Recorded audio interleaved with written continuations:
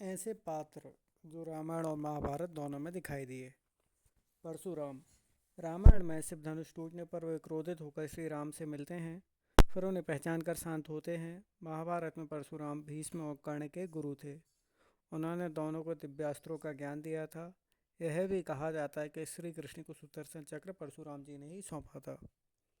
देवी गंगा। रामायण में ऋषि विश्वामित्र जी श्री राम को कहानी सुनाते हैं भगीरथ की तपस्या के कारण देवी गंगा का धरती पर अवतरण हुआ, ताकि उनके पूर्वजों का उद्धार हो सके।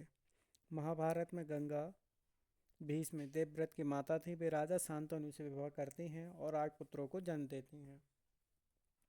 हनुमान जी। रामायण में भगवान राम के परम भक्त और सबसे शक्तिशाली वानर योद्धा। माँ सीता की खोज से लेकर लंका दहन तक उनकी भूमिका अत्यंत महत्वपूर्ण रही। महाभारत में भीम से उनकी भेंट होती है। अर्जुन के रथ के ध्वज पर भी हनुमान जी विराजमान रहे, जिससे अर्जुन के रथ हमेशा अपराजित रहा। जामवन जी। वृक्षराज जामवन जी रामायण में सुग्रीव के सेनापति थे और प्रमुख योद्धा थे। हनुमान जी को उनकी शक्ति याद दिलाने वाले वही थे। महाभारत में श्री कृष्ण से जामवंती के विवाह का प्रसंग आता है, जो जामवन की पुत्री थी। तब जामवन जी श्री कृष्ण से मिले भी थे। महर्षि वशिष्ठ। रामायण में महर्षि वशिष्ठ अयोध्या के कुलगुरु थे। राजा दशरथ और श्री राम के मार्गदर्शक थे। उन्होंने ही श्री राम उनके भाइयों को शिक्षा दी। जिन 8 पशुओं में ऋषि वशिष्ठ की गो चुरा ली थी, उन्हें वशिष्ठ जी ने श्राप दिया कि वे 8 महाभारत में गंगा के गर्भ से जन्मेंगे, जिनमें से एक भीम भीष्म पितामह भी थे। उर्वशी। रामायण में अप्सरा उर्वशी का उल्लेख कई प्रसंगों में देखने को देवताओं में सभा में आता है। महाभारत में उर्वशी और राजा दुर्चवा चंद्रवंश के चंद्रवंश भी माने जाते, जो कि पूर्वज माने जाते हैं। अर्जुन को उर्वशी से श्राप मिलता है जब वह उनके प्रेम प्रस्ताव को अस्वीकार करती हैं। इसके अलावा माया, दानव, ऋषि दुर्वासा, नारद मुनि, ऋषि विश्वामित्र, देवगढ़ आदि का वर्णन महाभारत और रामायण दोनों में मिलता है। इससे आप समझ सकते हैं कि कभी कई सारे व्यक्तियों की आयु कितनी थी उस टाइम पे। कुछ तो देवताओं के जन्म के द्वारा थे और कुछ अपने बल के द्वारा। कई सारे ऋषि भी आपको इसमें देखने मिल गए होंगे, जिनकी आयु काफ़ी अधिक थी और वह उन्होंने भगवान के दर्शन भी किए। और ऐसे भी काफ़ी सारे युग बीतते जाएंगे, पर उनकी आयु जस की तस रहेगी, क्योंकि उनके ब्रह्मचार्य का बल और आत्मबल इतना है कि वह सारी चीज़ें अपने आँखों से देख सकते हैं। आपको मैं और भी दिखा देता हूँ। ऐसे ही हमारे ओमकालेश्वर मंदिर है, जिसमें कि साक्षात शिव विराजमान है। महाकालेश्वर मंदिर है, जिसमें साक्षात।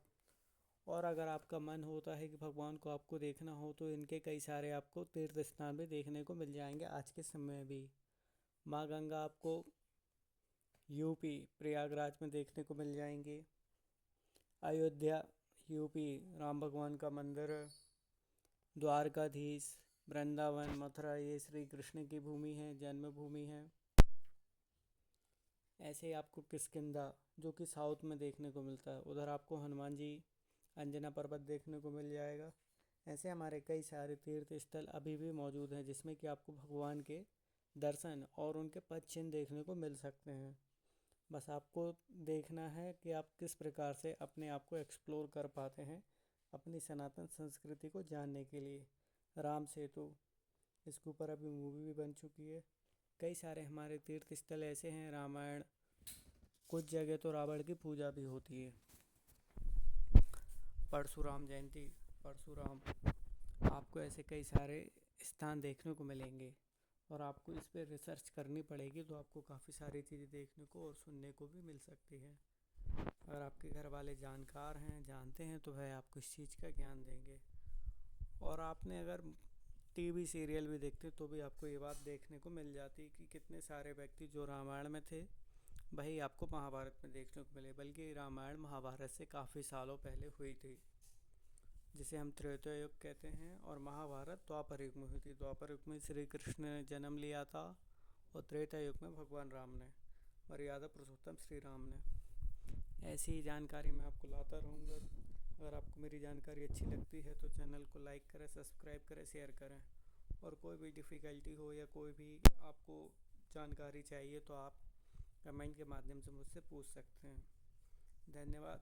ऐसे ही आप मेरे चैनल पर बने रहें, लाइक करें, सब्सक्राइब करें, शेयर करें और इसी प्रकार की जानकारी मैं लाता रहूँगा। देखते रहें। कोई भी अगर आपको सवाल जवाब जिसमें दिक्कत आती तो आप कमेंट के माध्यम से मुझसे पूछ सकते हैं। मैं भरपूर कोशिश करूँगा उसका जवाब देने की। अगर मुझे उसका जवाब आएगा तो मैं आपको दे दूँगा, नहीं आएगा तो मैं उसे ढूंढ के सोच समझ कर रिसर्च करके आपके सामने ले